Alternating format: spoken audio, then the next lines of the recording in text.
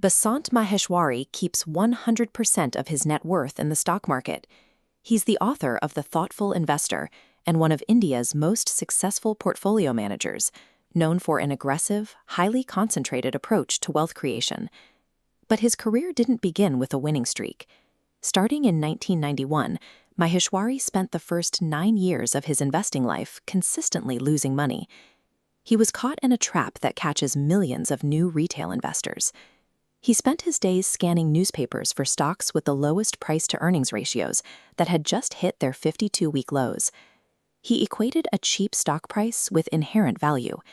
Because he was only looking for bargains, he completely ignored the actual quality of the underlying businesses. He was buying weak companies simply because they were on sale. This strategy peaked during the dot-com crash in 2001. The bear market wiped out his portfolio, erasing 10 years of capital. He realized his own financial instincts were broken. To survive, he abandoned his old methods and began studying the mental models of history's most successful investors to see exactly how they filtered the market. Building real wealth requires dismantling the instinct that a cheap stock is a safe stock. Maheshwari had to tear down his entire approach and rebuild it from the ground up. He started with Peter Lynch. Lynch managed the massive Magellan Fund by following a surprisingly simple rule: buy what you know.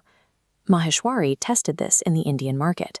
He wore jockey innerwear at home, so he researched their Indian licensee, Page Industries. He used his familiarity with the product as the starting point for deep, rigorous financial research. Next, he incorporated Warren Buffett's demand for predictable, compounding growth. He also adopted Buffett's preference for extreme concentration, eventually capping his own portfolio at a maximum of just 10 stocks. Finally, he studied early 20th century trader Jesse Livermore to understand market psychology. Livermore taught him the ruthless patience required to cut losing trades immediately while letting winning stocks run for years. By extracting product familiarity from Lynch, concentrated growth from Buffett, and psychological discipline from Livermore, Maheshwari assembled the raw materials for a completely new operating system. He synthesized these lessons into the BMV framework. This stands for Business, Management, and Valuation, a strict filter designed to identify companies capable of returning multiple times their original investment. The business pillar requires sector leaders running asset-light models. More importantly, it demands a strict mathematical threshold. The company must generate a return on equity strictly above 30%. But high returns aren't enough on their own. The business must also demonstrate sustained sales growth of 25 to 30% over a 5 to 6 year period. The second pillar is management. Here, the focus shifts to observing how leadership allocates capital during stable times and whether they treat minority shareholders fairly. But the true test of a management team happens during a massive macroeconomic shock. Watching how a company's leadership maneuvers through severe disruptions, like the sudden lockdowns of COVID-19, reveals their actual agility and competence. The final pillar is valuation. Here, Maheshwari completely discards his old reliance on low PE ratios. Instead, he accepts paying a fair, sometimes premium price for a company, provided its growth trajectory spans several years. The BMV model functions as a psychological fortress. It filters out daily market noise, allowing the investor to isolate true generational growth engines.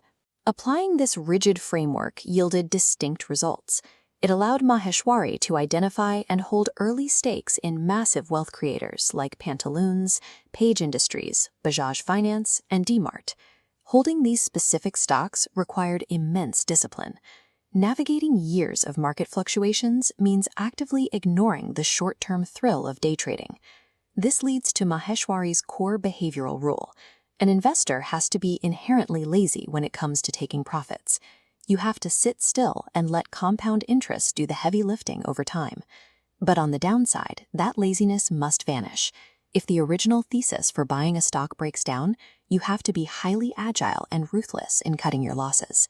The stock market offers a reliable mechanism for compounding capital, provided you stop treating it like a casino designed for quick payouts. By discarding the instinct to hunt for cheap stocks, borrowing the mental models of historical giants, and enforcing a strict mathematical framework, anyone can transition from a gambler hoping for a lucky break into a thoughtful creator of wealth.